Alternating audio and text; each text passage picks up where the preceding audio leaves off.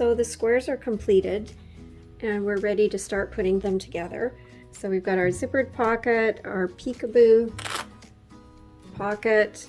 I didn't demonstrate the train because the techniques are similar to other things that I did, but we've got an applique train and a track, and then I used some pieces of elastic here so that this can be threaded through. You just have to be careful with loose ribbons that it's not too long that a child could choke on it or strangle themselves.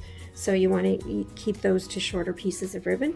This is our couture patch pocket, our texture patch, and then these are the buttonhole elements, and they can go on the strap like this one is, and the extra ones will be stored in the zipper pocket. The couture pocket could be used for a toy or something else that a child might play with. And so now we're ready to start sewing these together. So we're going to start by sewing rows. We're going to sew the top 3 together and the bottom 3 together.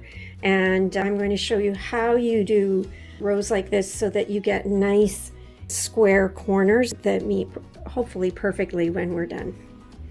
So you're going to start by taking your top 2 and we're going to stitch along one side, right sides together. So again, we're going to switch to a 1/4 inch foot because this is the standard seam that's used in quilting, and that was the size. When I cut the squares, I cut 12.5 inch squares to allow a 1/4 inch for the seaming. So I have my first 2 squares. I'm going to stitch this seam.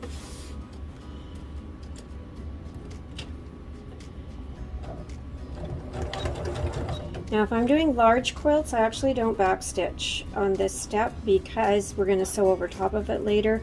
Because this is smaller and it's for a child, so a little bit extra strength there, and I'm going to backstitch. Now you could pin this as well. You want to line this up as perfectly as possible. In order for those corners to match perfectly, you need first to cut your squares accurately, second is to sew them accurately, and the third step involves pressing. So there's our first 2 sewn together, and then we're going to add the third one. So again, right sides together, lined up.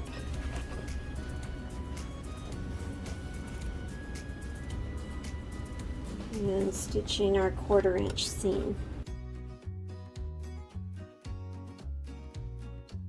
And always trimming threads. And then we're going to do the same with our other 3 squares.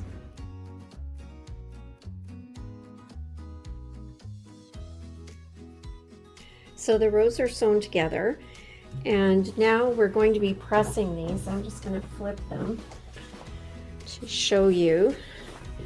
In order to get these corners to line up the way we want them to line up, what you need to do is press the rows in opposite directions. So it doesn't matter which way, but I'm going to press the top row to the right side, and I'm going to press the bottom row to the left. So this is the top row. So first I'm going to press it the way I sewed it.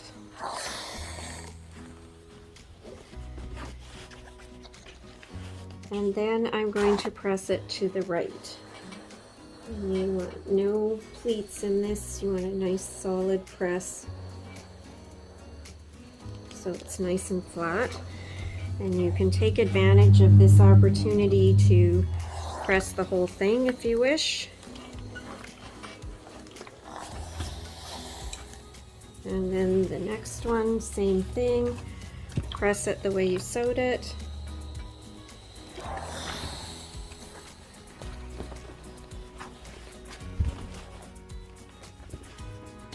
And then press it to the right. And then this is the bottom row. So again, press it like you sewed it.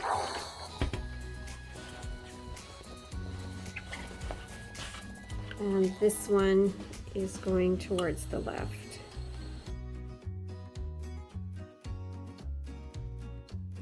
So our 2 rows are pressed now, so we have the top row is pressed that direction and the bottom row is pressed this direction.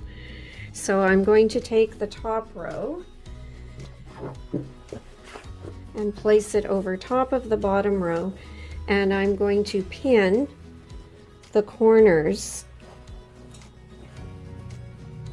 And what you're doing is nesting those, because they're pressed the opposite direction, it creates like a little groove that the 2 of them can fit together. So I'm going to pin that first, and then I do pin at the start of the row here. You could do more pins in between if you wished. And then I'm going to the next corner, and again I want that little groove or pocket, sometimes it's called, to line up there. I am going to do a pin in the center here on this one because these are quite large squares. And then a pin at the end. So back at the machine, I've got my row pinned using the 1/4 inch foot. Again, regular stitching, 2.5, 2.6 for the stitch length. I'm going to start by back stitching.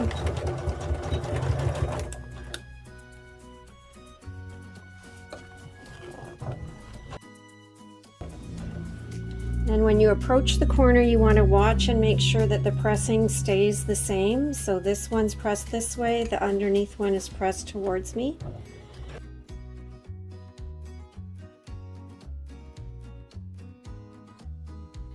So when you finished your seam, again, press it as it was sewn.